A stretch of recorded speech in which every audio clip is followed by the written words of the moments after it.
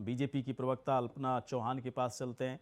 अल्पना, एक बात बताएं, ठीक है, जी। बीजेपी हर जगह इस वक्त जीत दर्ज कर रही है, बड़ी जीत दर्ज कर रही है, चाहे विधानसभा हो या विधान परिषद हो।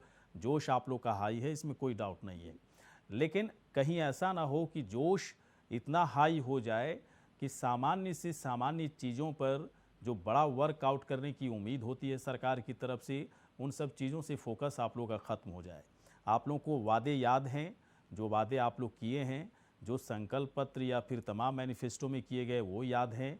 उन वादों को भी याद कीजिए जिन वादों के आधार पर समाजवादी पार्टी ने चुनाव लड़ा, 111 सीटें उसके खाते में आई है, वो भी जनता की उम्मीद है।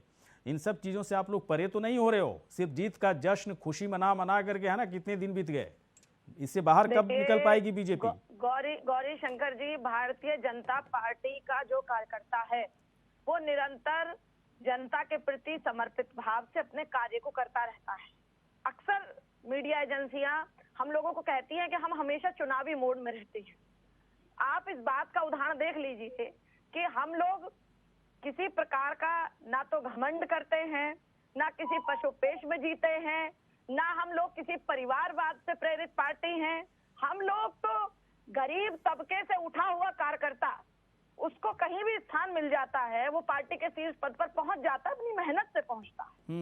हम लोग जनतंत्र में विश्वास करते हैं, जनता के दर्द को समझते हैं और निरंतर हमारी लाभकारी योजनाएं जनता के लिए कार्य कर रही हैं और सदैव करती रहेंगी। और बहुत जल्दी इसका आपको उदाहरण 2024 में देखने को मिल जाएगा कि अभी फिलहाल के कार्यकाल का क्या असर 2024 में नजर आएगा, ये जनता बहुत जल्दी बता देगी। नहीं, 24 में मतलब लोकसभा चुनाव की बात ही तो कर रही है ना आप, अल्पना चौहान। अभी तो आप थोड़ी देर पहले कह रही थी कि हम लोग के ऊपर आरोप लगते हैं कि हम लोग चुनावी मोड में हमेशा होते हैं, उस लिहाज से काम करते हैं।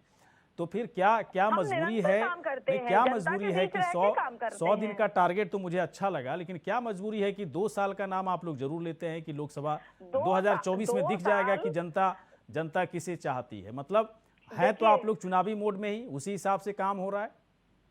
ऐसा बिल्कुल नहीं है। 2 साल का कोई किसी प्रकार का कोई एक टारगेट नहीं है। हाँ। देखिए, चुनाव एक लोकतांत्रिक प्रक्रिया है।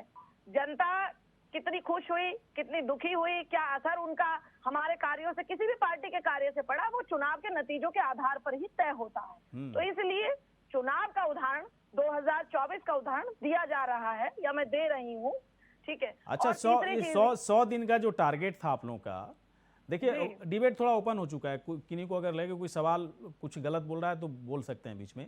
ये 100 दिन का जो टारगेट आप लोगों का है, 100 दिन के टारगेट में बहुत सारे काम दिए गए, कामों का बंटवारा किया गया। मुझे 2-4 काम बताइए थोड़ा सा, मैं जानना चाहता हूँ, मुझे दिख नहीं रहा है। मतलब सुनिए तो मैं न्यूज चैनल में ढूंढता हूँ, कोई काम नहीं दिखता है, अखबारों में ढूंढता हूँ नहीं दिखता है, गूगल पर जाकर सर्च करता हूँ वो भी नहीं दिखता है। कुछ फैसले जरूर उसमें दिखते हैं, काम जमीन पर क्या क्या दिख रहा है मुझे बताइए थोड़ा सा। ऐसा दंगाइयों पर, उत्पातियों पर, हाँ, बुलडोजर वाला दिख रहा है मुझे। बुलडोजर तो चल रहा है ना, आप बताइए।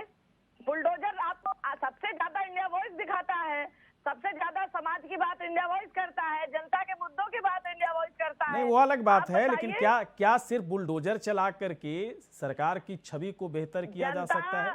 जनता सिर्फ बुलडोजर चलेगा और योगी 2.0 और तेज तर्रार सरकार के तौर पर जानी जाएगी, या फिर जो वादे किए गए हैं उन वो वादे जमीन पर दिखनी चाहिए। वादे तो बहुत तरह की थी ना अल्पना चौहान, सिर्फ बुलडोजर चलाने का थोड़ा ही था।